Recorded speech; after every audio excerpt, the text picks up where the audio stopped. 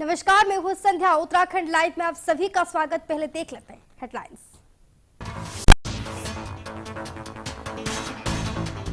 CM Dhami ने किया Delhi Doon express के निर्माण कार्यों का निरीक्षण। निर्माण कार्य की तेजी पर जताया पीएम का आभार।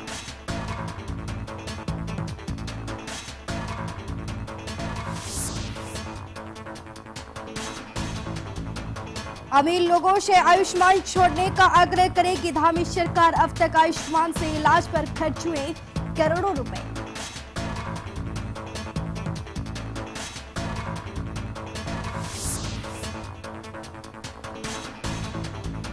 उत्तराखंड में बच्चों के बस्तों का बोझ कम करेगी धामी सरकार। शिक्षा मंत्री ने कहा नए सत्र में वजन होगा 5 किलो, एक दिन होगा बस्ता फ्री डे।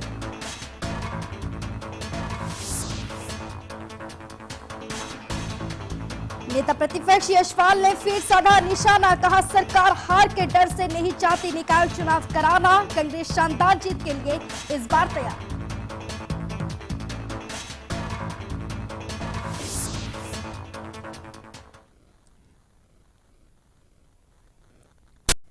अब खबर विस्तार से।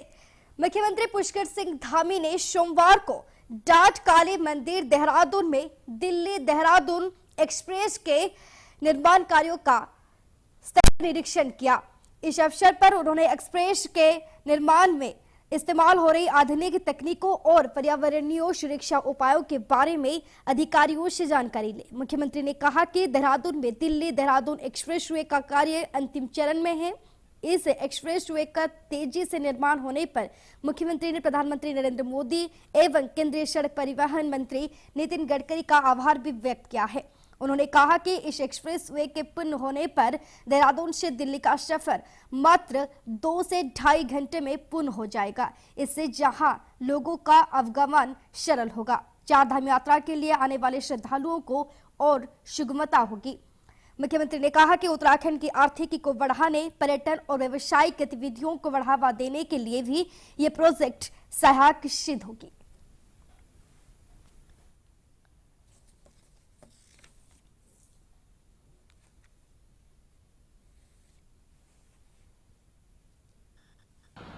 मैं आदरणीय प्रधानमंत्री जी का और आदरणीय सड़क परिवहन मंत्री जी का धन्यवाद करता हूं कि देहरादून से दिल्ली का एलिवेटेड रोड का काम अंतिम चरण पर है और इसकी फिनिशिंग का काम चल रहा है। कुछ स्थानों पर अंतिम चरण में काम है और जैसे ही ये पूरा होगा तो ये बहुत सुविधाजनक हो जाएगा। देहरादून से दिल्ली का जो सफ़र है वो मात्र 2.5 घंटे, अधिकतम 3 घंटे में जो है पूरा किया जा सकेगा और लोगों का आना जाना बड़ा सुगम होगा, सरल होगा। प्रदेश में आर्थिक रूप से सक्षम लोगों से प्रदेश सरकार आयुष्मान योजना छोड़ने का आग्रह करेगी। वर्तमान में राज्य आयुष्मान योजना के तहत अमीर से लेकर गरीब तक सबको 5 लाख तक मुफ्त इलाज की सुविधा है। योजना में अब तक 12 लाख लोगों के इलाज पर करोड़ों रुपए खर्च हो चुके हैं। आयुष्मान योजना का सालाना बजट 1200 करोड़ तक पहुंचने वाला है। वित्त विभाग ने बढ़ते बजट पर चिंता जताई है। 2018 में केंद्र सरकार ने गरीब परिवारों के लिए अटल आयुष्मान योजना शुरू की थी। इस योजना का लाभ लेने के लिए उत्तराखंड के 5 लाख परिवार ही पात्र थे, लेकिन प्रदेश सरकार ने 23 लाख परिवारों के लिए 5 लाख निःशुल्क इलाज की सुविधा शुरू की है। शुरुआत में योजना का बजट 100 से 200 करोड़ सालाना था, जो बढ़कर 600 करोड़ तक पहुंच गया है।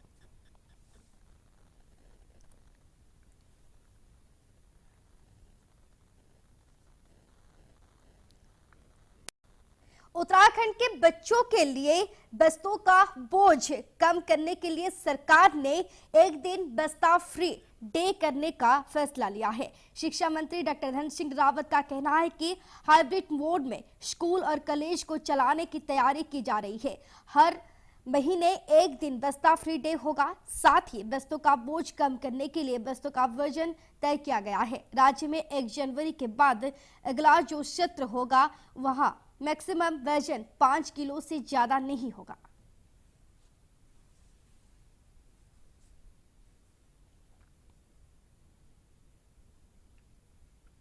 देखिए, अब हाइब्रिड मोड पे भी हम स्कूलों को और कॉलेजों को चलाना चाहते हैं, उसको हमने एडॉप्ट कर दिया अपने प्रदेश में। दूसरा, अब हर महीने एक दिन बस्ता फ्री डे होगा। एक हमने अब बस्ते का वजन भी जो है तय कर दिया है कि कक्षा 2 तक कितना वजन होना चाहिए, कक्षा 3 तक कितना होना चाहिए, कक्षा 5 तक कितना होना चाहिए और कक्षा 8 तक कितना होना चाहिए। उत्तराखंड विधानसभा में नेता प्रतिपक्ष एवं भाजपा विधायक यशपाल आर्य ने कहा कि प्रदेश में सत्तारूढ़ भाजपा सरकार निकाय चुनाव से भागना चाहती है, इसलिए उच्च न्यायालय के निर्देश के बावजूद भी निकाय चुनाव कराने को तैयार नहीं है। काशीपुर में एक शादी में शिरकत करने पहुंचे यशपाल आर्य ने कहा कि भाजपा ने जिस तरह केदारनाथ उपचुनाव में पूरे तंत्र का इस्तेमाल किया, इसका जवाब जनता निकाय चुनाव में देने को तैयार है। साथ ही कहा कि सबसे बड़ा दुर्भाग्य है कि जिला पंचायत के अध्यक्षों को ही प्रशासक नियुक्त कर दिया गया है। इससे बड़ी विडंबना क्या हो सकती है कि सरकार ने एक तरफ जिला पंचायत को भंग कर दिया गया है और दूसरी तरफ प्रशासक के तौर पर जिला पंचायत के अध्यक्षों की नियुक्ति कर दी गई है। स्पष्ट है कि सरकार निकाय और पंचायत चुनाव कराने से कतरा रही है और कार्यकाल बढ़ाना चाहती है।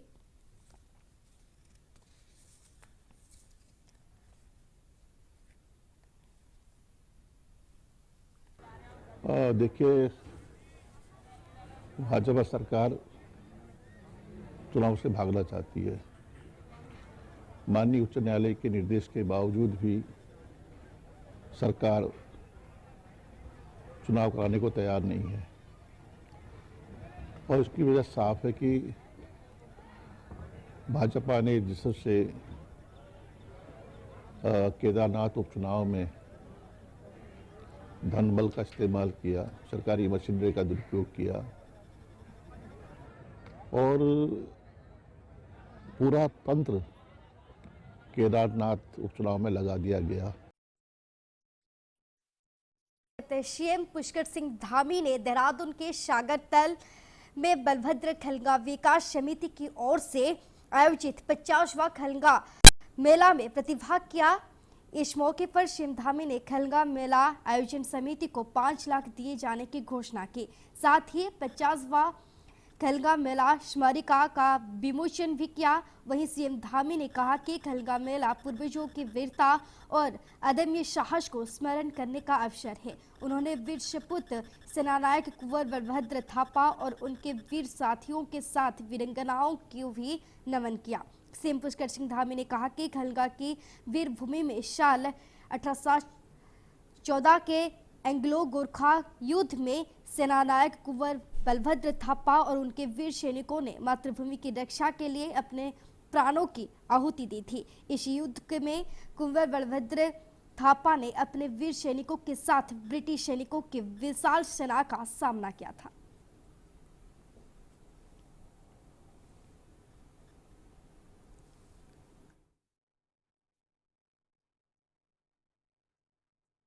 ये मेले हमारी संस्कृति और विरासत, इसको सहेजने का काम करते हैं, इसको आगे बढ़ाने का काम करते हैं।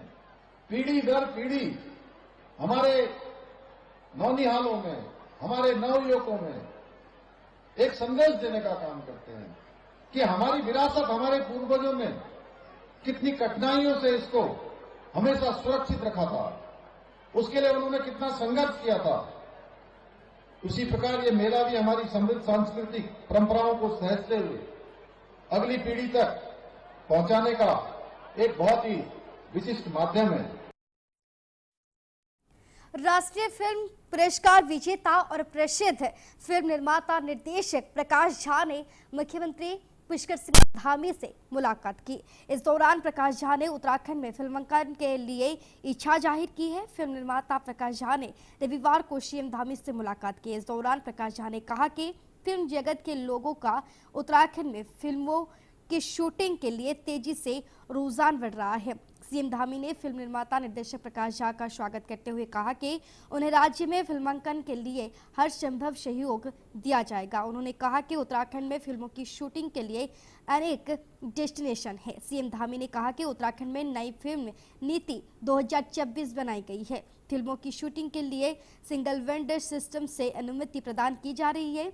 हिंदी और संविधान की 8वीं अनुसूची में शामिल भाषाओं की फिल्मों को अनुदान राशि राज्य में व्यय कुल धनराशि का 30% या अधिकतम 3 करोड़ का अनुदान दिया जा रहा है।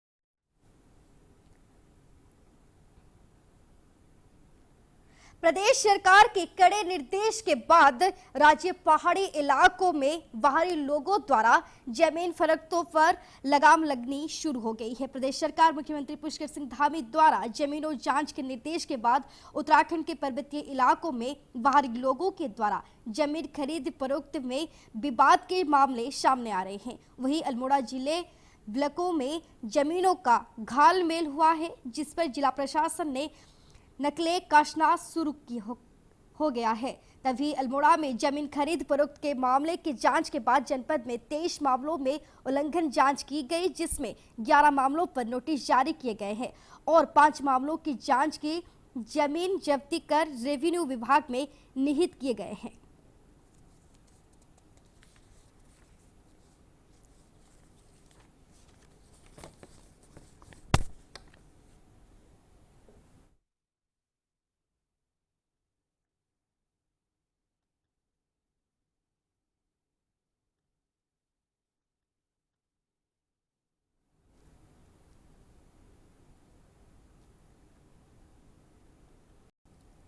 देहरादून के IRDT सभागार में जिला प्रशासन द्वारा आयोजित साझा एवं गोष्ठी और संवाद कार्यक्रम में विभिन्न विभागों, NGO, सामाजिक संगठनों और पर्यावरणविदों ने भाग लिया है। कार्यक्रम का उद्देश्य सभी संबंधित पक्षों का एक मंच पर लाकर कानून व्यवस्था, शिक्षा, स्वास्थ्य, पर्यावरण और रोजगार जैसे मुद्दों पर संवाद स्थापित करना था। जिला अधिकारी शविन बंसल ने इसे जिला प्रशासन की नई पहल बताते हुए कहा कि इससे जनहित से जुड़े मुद्दों पर मंथन किया जाएगा और समाधान की दिशा में ठोस कदम उठाए जाएंगे। उन्होंने ये भी कहा कि इस तरह के कार्यक्रम नियमित रूप से जारी रहेंगे। ASP अजय सिंह ने भी कानून व्यवस्था के संबंध में अपने विचार साझा किए।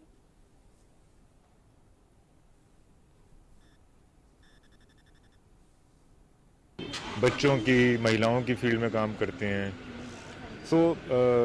कई ऐसे विषय हैं इंटर रिलेटेड कि जहाँ पे एक मंच पे सारे अधिकारियों को लाकर और इन सारे ग्रुप्स और ऑर्गेनाइजेशंस को लाकर एक संवाद कायम करना ज़रूरी होता है। जो फीडबैक लूप है वो स्ट्रॉन्ग करनी आवश्यक होती है, जिससे जो हमारा कनेक्ट है, जिसके लिए हम काम करते हैं, हम पब्लिक ऑफिसर्स, वो मैंडेट हमारा एनरिच हो।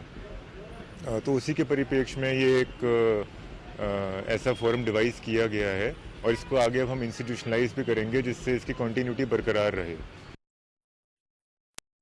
केदारनाथ विधानसभा उपचुनाव में कांग्रेस पार्टी को हार का सामना करना पड़ा है, जिसको लेकर कांग्रेस हार के कारण तलाश रही है। चक्रता विधायक और वरिष्ठ नेता कांग्रेस प्रीतम सिंह ने कहा कि केदारनाथ में जो हार हुई है उस हार को कांग्रेस स्वीकार करती है, लेकिन केदारनाथ में जनता में भाजपा के प्रति रोष था और रही बात हार की, तो भाजपा पहले ही 2 सीटों बद्रीनाथ और मैंगलोर में हारी बैठी है और वो सरकार की हार थी। प्रीतम ने कहा कि कोई जरूरी नहीं कि भाजपा हर चुनाव जीतेगी। इस प्रीतम ने दावा किया कि इस बार निकाय चुनाव में कांग्रेस की करारी हार होगी। जनता पार्टी कहती है कि हम केदारनाथ जीत गए तो क्या नाम वो प्रदेश जीत गए। अरे भाई, बद्रीनाथ भी तो हारे, मंगलौर भी तो हारे, वो कौन हारा? बीजेपी तो हारी, कोई दूसरा तो नहीं हारा। सरकार ही तो हारी, कोई दूसरा तो पराजित नहीं हुआ। तो भाई आगे चुनाव निकाय के हैं, निकाय के चुनाव में हमारे प्रदेश अध्यक्ष द्वारा जो इस दिशा में कदम उठाए जाने चाहिए थे वो कदम उठाएं और हम पूरी मजबूती के साथ निकाय चुनाव लड़ने का काम करेंगे। जनता पार्टी कहती है कि हम केदारनाथ जीत। Public relation society of India के राष्ट्रीय अध्यक्ष डॉक्टर अजित पाठक ने सूचना महानिदेशक वंशीधर तिवारी से शिष्टाचार भेंट पर PRSO के रायपुर छत्तीसगढ़ में होने जा रहे नेशनल कॉन्फ्रेंस के लिए आमंत्रित किया। दोनों के बीच उत्तराखंड के 25वें वर्ष रजत जयंती वर्ष में लोक संपर्क और संचार की भूमिका पर चर्चा की गई। राष्ट्रीय अध्यक्ष डॉक्टर अजित पाठक ने कहा कि देवभूमि उत्तराखंड के प्रति प्रत्येक देशवासी के मन में अगाध श्रद्धा है। पिछले कुछ वर्षों में उत्तराखंड की प्रगति सराहनीय है। सतत विकास लक्ष्यों में नीति आयोग द्वारा जारी रैंकिंग में उत्तराखंड प्रथम स्थान पर रहा है। सीएम पुष्कर सिंह धामी द्वारा नकल विरोधी कानून और UCC पर लिए गए निर्णय अन्य राज्यों के लिए उदाहरण बने हैं। प्रधानमंत्री जी के मार्गदर्शन और सीएम पुष्कर सिंह धामी के नेतृत्व में उत्तराखंड में विरासत के संरक्षण और विकास दोनों ही पहलुओं पर उत्कृष्ट काम हो रहे हैं।